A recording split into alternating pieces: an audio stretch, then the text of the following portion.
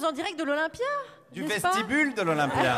Du hall de l'Olympia avec Oumou Sangaré et Guillaume Meurice, bien sûr.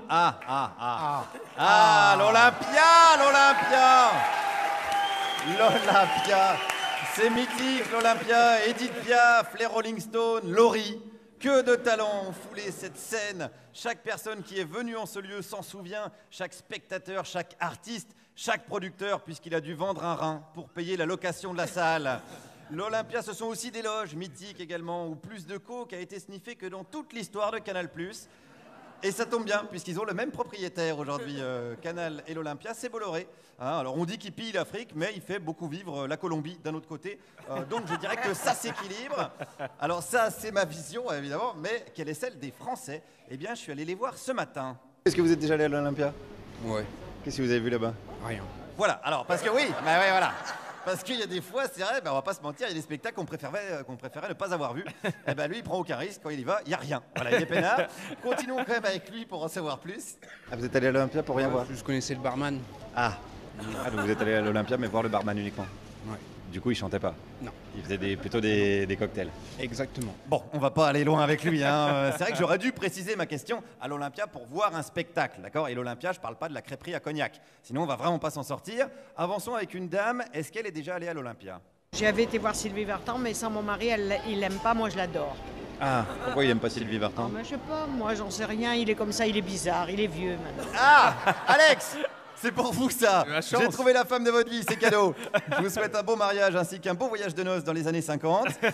En attendant, on continue. Puisqu'on parle d'âge, j'ai rencontré une dame qui n'aimait pas trop qui?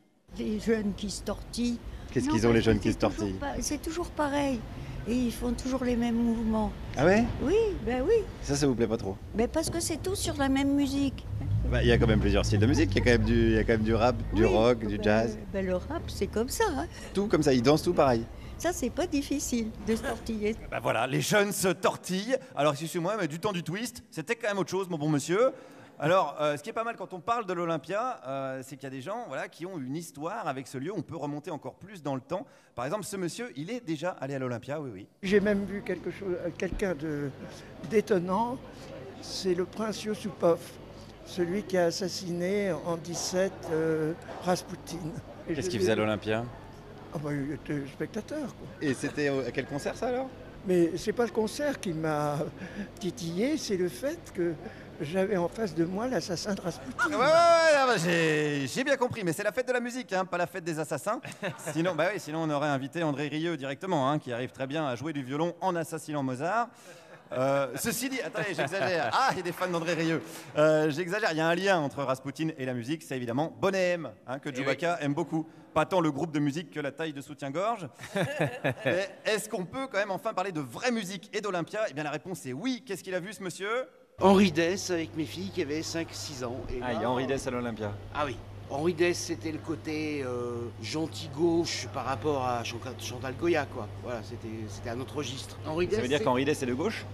Non, je dirais Henri Dess, c'était plutôt de Modem. Ah, alors attention, il faut qu'ils fassent gaffe en ce moment, ils ont plus trop la cote, hein, le Modem. Hein, ça donne une autre lecture d'ailleurs au tube d'Henri Dess, Doudou, hein, parce que là, Édouard Doudou Philippe, il n'a pas été doux du tout. Hein, il a dit dégagez avec vos petites affaires de sous-sous.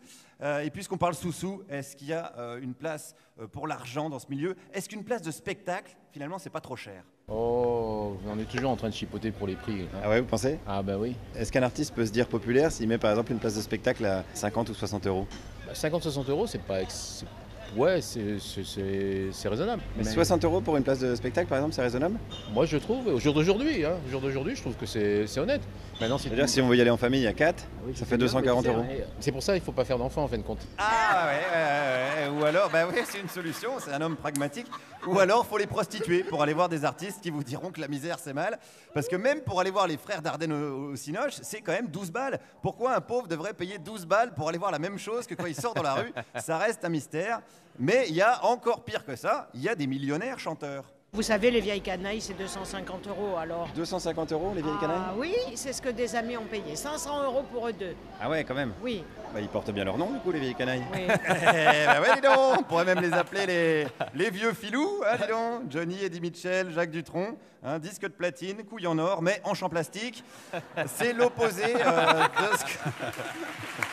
C'est l'opposé de ce qu'Antoine Vitesse appelait la culture élitiste pour tous.